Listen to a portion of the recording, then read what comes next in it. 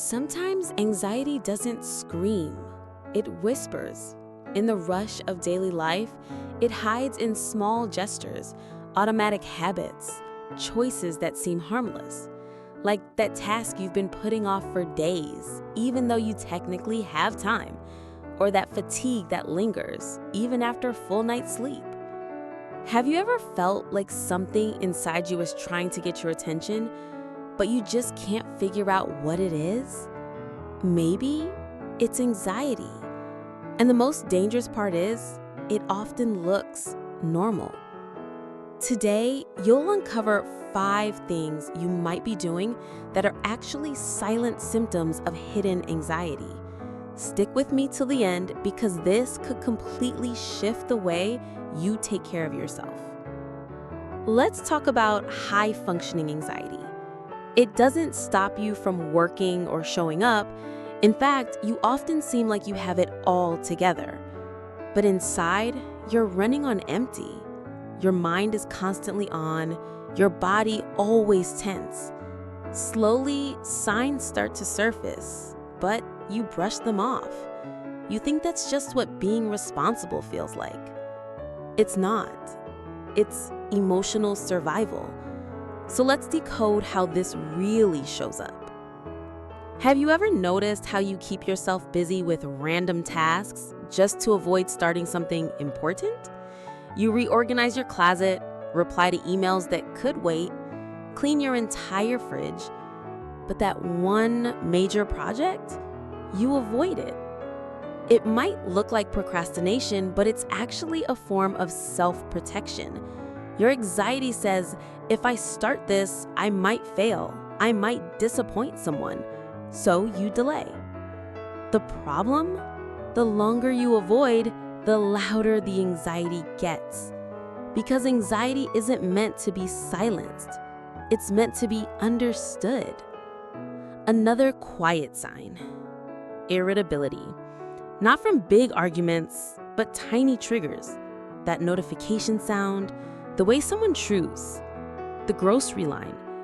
Everything feels overstimulating. And you might beat yourself up for being too sensitive or moody, but here's what's really happening. Your nervous system is in overdrive. Anxiety strips away your emotional bandwidth.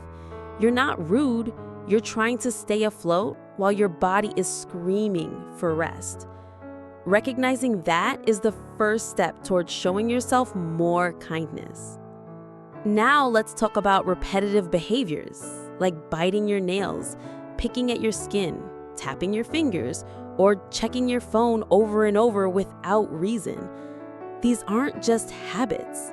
They're often coping mechanisms for stress and tension. Tiny ways your body tries to release anxiety without you realizing it. But here's the good news.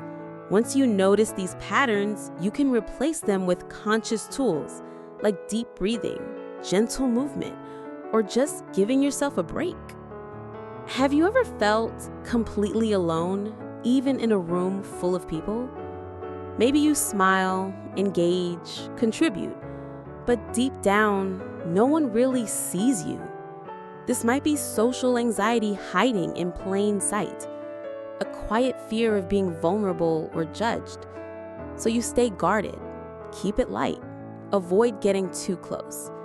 The connection feels safe, but not deep. And yet you crave that real connection. Anxiety teaches us to protect ourselves, but self-care teaches us to show up as we are. And finally, a classic but overlooked sign is overthinking instead of acting. You replay scenarios, overanalyze every option, imagine every possible outcome.